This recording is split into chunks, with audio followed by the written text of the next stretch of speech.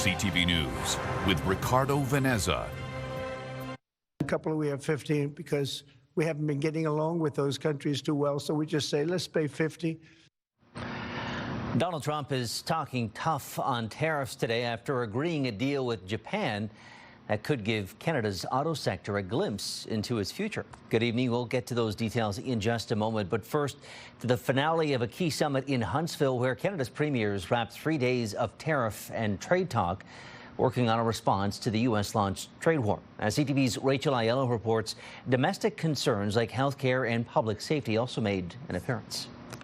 Premiers wrapped 3 days of talks about building up the economy and tearing down internal trade barriers united against a common enemy. We have a crisis in Canada about Donald Trump attacking us. We're trying to protect our economy. With a former ambassador who briefed premiers yesterday, revealing today that reaching a deal by August 1st is highly unlikely. It's complex and it may take longer, and I think it probably will. One premier conceded that they'd now consider an agreement on sectoral irritants, such as autos and lumber, in the next 9 days, a win. I mean, I'm watching Truth Social along with everyone else because things could change in 5 minutes. Premiers also committed to taking at least one trade mission to another province or territory in the coming year.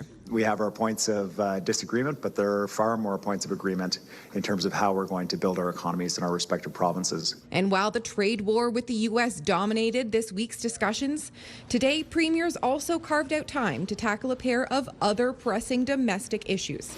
Public safety, including pushing the Prime Minister on bail reform. We need to, greatly stiffen the sentence, not only for those repeat offenders, but for those that are bringing these poisonous drugs into our communities across Canada. And strengthening Canada's strained healthcare system. If we want to say that we're standing up to Donald Trump and we're never going to be the 51st state, let's make sure that our universal healthcare system is strong. While Canada's premiers and the Prime Minister have come away from these talks largely on the same page, when it comes to fixing the immigration system, Premier Ford made it clear today he thinks the federal government has more work to do. Rachel Aiello, CTV News, Huntsville, Ontario. Now, as we told you first last night, Tecumseh Council rejected 4-unit as-of-right zoning in town and put at risk millions of dollars in federal housing cash meant to help fast-track construction. If that's clawed back, property taxes are set to jump to cover the loss. Tonight, our Travis Fortnum hears from the agency managing the program and a housing expert spelling out what this latest move might mean for home building.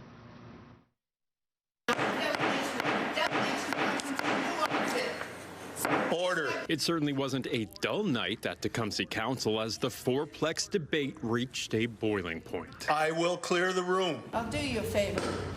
I'll clear, because in the face of unfairness and not democracy, order. I'm leaving. A vocal few residents spoke out, one even storming out as council debated whether to allow 4 units as of right. That's a key condition tied to millions in federal housing accelerator funding. And in the end, it was a 4-3 vote that settled the score. The town's deputy mayor, for one, saying he hears and agrees with those who don't like the stipulation. This is wrong, and it's not what the residents are telling me they want to see, and it's certainly not my vision for the future of Tecumseh 10 or 20 years from now. I know what you're thinking. Wasn't the town already announced to be getting that money last year? Well, kind of. Ottawa promised up to $4.4 million, but only a portion was paid up front. The rest was conditional, tied to the town following through on its housing plan, including allowing 4 units as of right, which council's now quashed. The remaining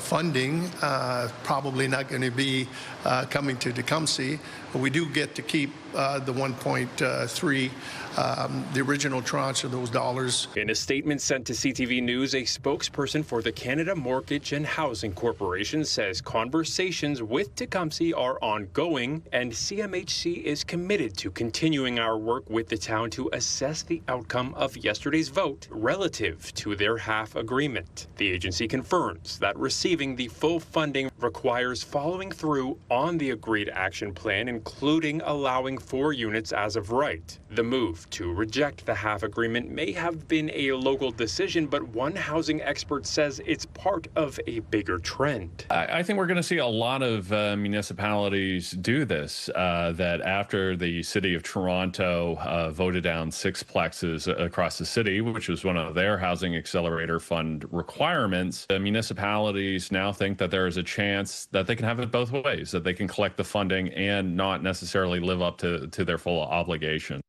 Travis Fortnum, CTV News.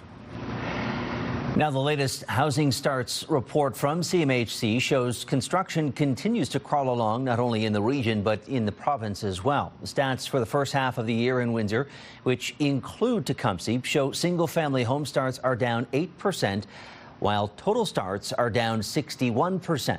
In Ontario, it is the lone province with a double-digit decrease through the first 6 months of 2025 compared to the same period last year. And the typically busy construction season of June has seen year-over-year declines of 28% for single-family homes and 59% in total in the Windsor census area, while Ontario again lags behind its peers, down 8%. When it comes to finding a job, it's also tough times in Windsor, with the region's job market on the front lines of Donald Trump's trade war, and it may be the region's youngest that are getting the worst end of that deal.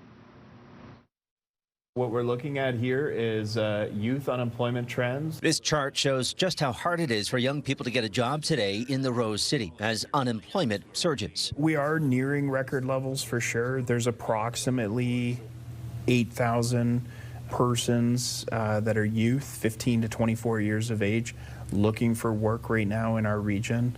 That number has been as high as 10,000 in the past, so it's getting up there. Workforce Windsor Essex and Justin Faulkner says there's no sugarcoating the numbers or the gap that's opened up between young men and women, with male youth unemployment nearing 22% compared to female youth at nearly 12%. And the tariff turmoil coming from the White House is likely largely to blame. We know men are disproportionately impacted. They're 3 times more likely to be working in a U.S.-dependent trade. We're seeing an influx of clients coming to us for our support. Cassandra Seeler Van Erie heads the CareerWise program at New Beginnings in Windsor, supporting high-barrier youth find work. Some who have seen their peers go their entire high school careers without getting a part-time gig. My friends, I have friends like my age and everything who still have not had like a job yet, which back then you'd see like a lot of like 16, 17-year-olds having jobs. Now you're seeing like 20-year-olds, like people my age, still not having a job. I want to become a real estate agent, so I've been looking for the sales type of positions, but you know how it is, money is needed. So I've been applying wherever I can, whoever's hiring, like at the end of the day, just somewhere I can get paid. The provincially funded program helps support eligible clients with work placements, even assisting with uniforms, bus passes, or certifications. But Seeler Van Erie says it can be major employers that are the toughest nuts to crack. We struggle when we approach some of the bigger corporations or businesses out there because they often say they have to go to head office, or they'll say that they don't do the hiring on ground level, so it's hard to get our foot in the door with them. Now, while Justin Faulkner calls the pandemic labor disruption to the labor market a blip, he says the trade war looks to have more systemic impacts and may require Ottawa beef up the Canada Summer Jobs program. Faulkner says Ottawa isn't supporting the program in the same way it has in years past, with roughly 45,000 fewer jobs expected to be created through it this year compared to 2022-2023. The reduction in the number of positions overall is definitely being felt in Windsor, where perhaps, you know, in the middle of this trade disruption, that it would be great to extend even more positions in Windsor than elsewhere in Canada right now. Faulkner adds youth face unique barriers to employment, including more typical hurdles like lack of experience and misaligned skills, but also points to artificial intelligence as potentially a new barrier as companies use the tech to screen and streamline applications. A new barrier to trade has been put up between the U.S. and Japan as a tariff deal has been announced between the two countries, with American import duties still in place. The deal has raised concern from the Big Three in Detroit, and as CTV's Abigail Beeman reports, has also raised concerns from the Canadian auto sector. CTV News caught up with the Canadian Automobile Dealers Association in between meetings on Capitol Hill. Hugh Williams has logged more than 30 with lawmakers and the U.S. administration and is feeling encouraged about a trade deal, but not for the August 1st deadline. Senior senators, have given us the pathfinding that they're optimistic that we're going to have some framework of a deal that will resolve the trading problems between our nations, ideally by Labor Day. He says it would be unreasonable for Canada to have an agreement that looks worse than the new U.S.-Japan deal that sees auto tariffs cut to 15% from 27.5%. That deal has a lot of attention in the Senate and congressional leaders that we've been talking to, and I think that the prevailing view is that Canada should have a better deal. President Trump is finally putting a stop to our country getting ripped off. But this week, as a result of Trump's tariffs, General Motors reported a 35% decline in second quarter profits with more hard times ahead, and Stellantis a $2.7 billion net loss in the first half of the year. We're down about 30% in exports already this year from Canada in vehicles. Flavio Volpe says he's taken aback by the 15% the Japanese agreed to, and it wouldn't work for Canada. It's a bad deal. Better to slog it out than to lock in bad terms in the long term. But it's still a good, valuable piece of insight into what might be achievable and what's the U.S. kind of baseline minimum tariff that might have to stick. And this afternoon, multiple reports that the European Union is heading towards a similar tariff deal with the U.S. than Japan, a 15% tariff on EU imports into the United States, including autos. Abigail Beeman, CTV News, Ottawa. A life sentence has been handed down to a Honduran man for his murderous moment of rage in Leamington when he stabbed his common-law spouse to death. CTV's Bob Belichico reports. There was no doubt 41-year-old David Espinoza Montez was going to receive a life sentence in the brutal killing of his common-law spouse, Charmaine Carling. She was just 33 years old when she was stabbed to death in her home in September of 2022. Justice Joseph Perfetto agreed with the defense and Crown's joint submission and agreed to sentence Espinoza Montez to 12 years parole ineligibility. I'm happy for the family that there's finality in this matter, and my thoughts and my prayers go out to them. Espinoza Montez, who has no prior record, sat quietly in the courtroom as Justice Perfetto shared the sentence in the hour-long hearing. He shared with the court how the brutal attack saw Espinoza Montez stab Carling 48 times with a knife and a pair of scissors in their home. Justice Perfetto properly characterized the incident as an act of intimate partner violence after Espinoza Montez acted in a fit of rage because of jealousy. His Honor gave incredibly detailed reasons. It was very thorough. It followed all the jurisprudence that Nicole argued well in front of him. Justice Perfetto noted he carefully considered the victim impact statements, quote, which in my view speaks to the devastation of Mr. Espinoza Montez's offending. He took into account the statement from Carling's sister who wrote how simple tasks are hard to undertake now and that both of Carling's children have withdrawn from school because of the emotional anguish. Quote, losing her is such a betrayal at the hands of someone who she trusted, has shattered our sense of safety and left an ache that seems impossible to heal. No words can fully express how empty our hearts feel without her, the sister wrote to the court. We have been talking to the family, and Victim Services has also been engaging with the family a lot as well. They want to move forward in this matter, and they are still grieving. Justice Perfetto says Espinoza Montez had applied for refugee status after his work visa expired and at the time of the offense was subject to immigration hearings. He pointed out neither the Crown nor the defense lawyer discussed immigration status in their joint submission. What the parole group chooses to do based on their algorithm and assessment is entirely up to them. Bob Belichico, CTV News. We have an update in the Crown Royal heist. Police have made 2 more arrests in the caper. Police released this surveillance video of 2 suspects wanted for stealing $500,000 worth of Crown Royal back in May. 1,000 boxes of the whiskey were stolen on May 17th from a secured lot on Devon Drive in Windsor. Now, this truck was driven into the county where cameras picked up the load. A total of 8 people have now been charged in connection with that theft. You can find a list of the accused and more details at ctvnewswindsor.ca. A Chatham teen made his long-awaited return home after a challenging cancer treatment.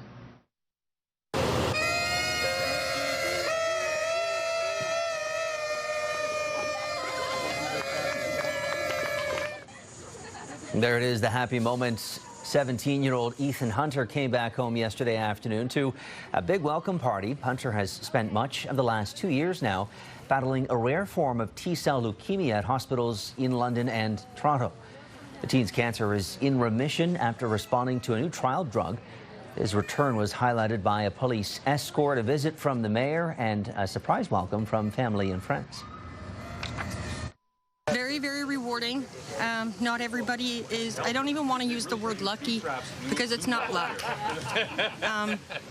It's people, and Ethan fought this far.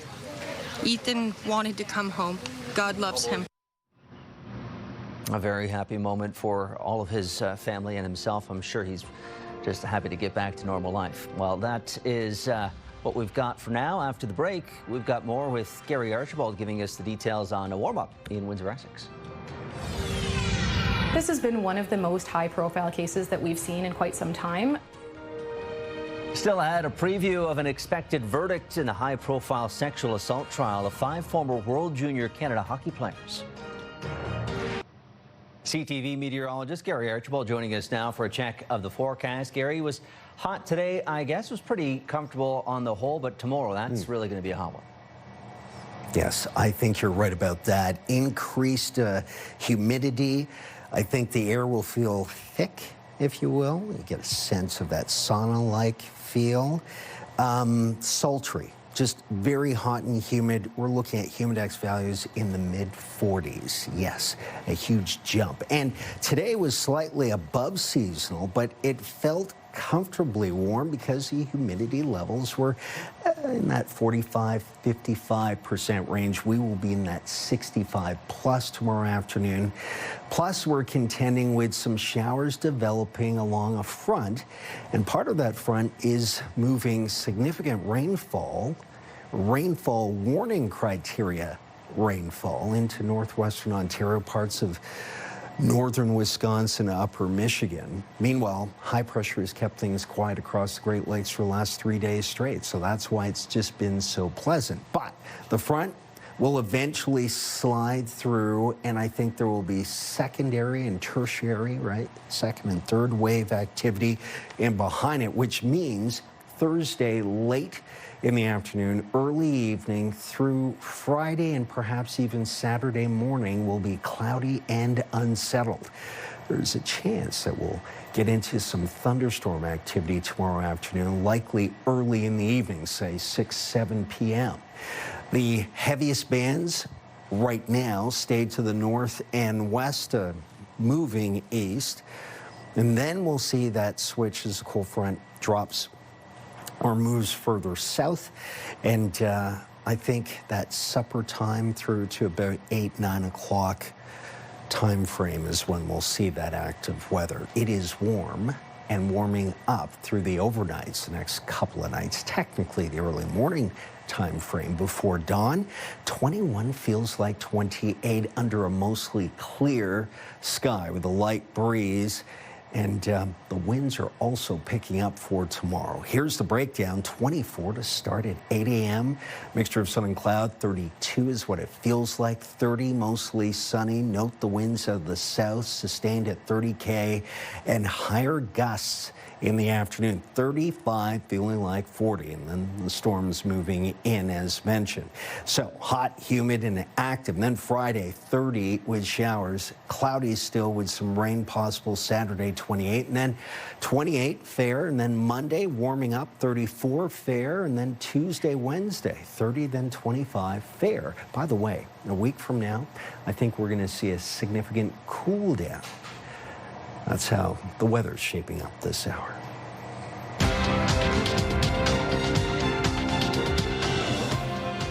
Thank you, Gary. Let's turn to the markets where you can see some green arrows today. The TSX climbing 52 points off the back of gains in consumer and financial stocks. The Dow also adding a whopping 508 points, while the Nasdaq climbs 127. The Canadian dollar also climbing a little bit more modestly, though, up to 73.48 cents U.S. Gold losing more than $46 an ounce, and oil down 6 cents a barrel.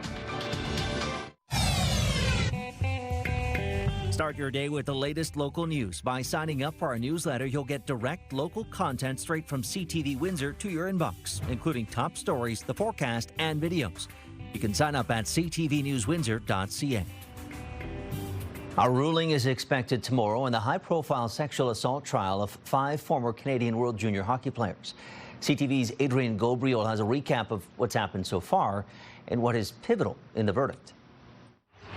From teammates to champions to defendants accused of sexual assault. This has been one of the most high-profile cases that we've seen in quite some time. June 18th, 2018, following a Hockey Canada gala, a group of World Junior teammates meet a 20-year-old here inside this London, Ontario bar.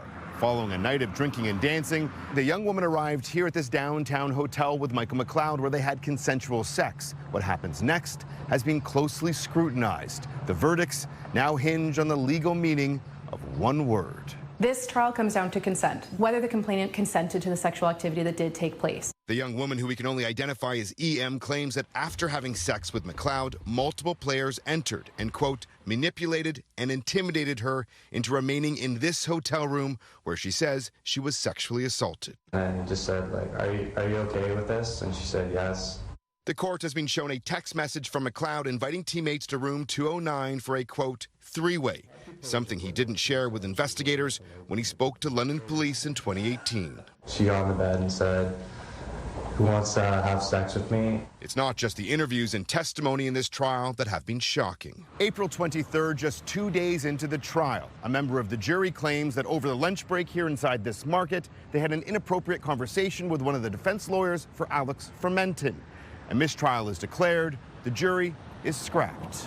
May 26th, a second jury is dismissed here at the courthouse after Alex Fermenton's defense team are accused by jurors of laughing and making them feel uncomfortable, something the lawyers in question deny. Still, the jury is sent home. The proceedings continue as a judge-alone trial. It's exceptionally rare for that to happen twice in one trial. It's not something that I've seen before. Former World Junior team captain Dylan Dubé, Cal Foote, Carter Hart, Michael McLeod, and Alex Fermenton have each been charged with sexual assault. McLeod is also facing one charge of being party to the offense. With the verdicts now being delivered by a single judge instead of a jury, the public will receive a reason for the decision, which is also expected to be shared tomorrow. Adrian Gobriel, CTV News, London, Ontario. The Ontario Hospital Association is warning efforts to find efficiencies in the healthcare system can only go so far. It comes in a report saying the province has the lowest per-person hospital funding in the country at $1,900. The OHA says it would take another $4.4 billion just to reach the national average. The report warns finding further efficiencies through traditional approaches isn't realistic in the face of a growing and aging population. It calls for a new approach to expand hospital capacity and healthcare in Ontario. New data show it's not just summer, I should say, that's got off to a hot start. Lake Erie is registering record temperatures as well at its surface. And as CTV's Jerry Dewan discovers, that brings its own set of issues. It was a surge in Lake Erie's average surface temperatures that caught Mike McKay's attention, reaching around 27 degrees Celsius. Last week, there was some growing concern as the temperatures were starting to reach what had been, in recent years, the highest temperature, for mid-July. That was 2020. McKay is director of the Great Lakes Institute for Environmental Research at the University of Windsor. He says extreme heat warnings issued by health units in late June and early July also impacted the lake, with overnight temperatures in the 20s offering little relief. It created a rare phenomenon known as hypoxia. Hypoxia is when usually deeper waters in the lake lose their oxygen. That can have three impacts. The first is discolored water in the drinking water supply. Not dangerous, but not pleasant. It can also contribute to blue-green algae, with farm fertilizer stored in sediments on the lake bed getting stirred up and feeding the algae. The third issue is the impact on small creatures that are an important part of the food chain. Which really is what drives the impressive fishery we have in Lake Erie. Lake Erie has roughly 2% of the water in the Great Lakes, but about 50% of the fish. So commercial fishery on the Canadian side, massive recreational fishery on the U.S. side. With another surge in high temperatures expected, McKay says he and other researchers will be closely watching the impacts on the lake. Jerry Dewan, CTV News. Pure Country 89, Windsor's country music station. Pure access to the biggest stars and the hottest songs. Download the free iHeartRadio app to listen to Pure Country everywhere.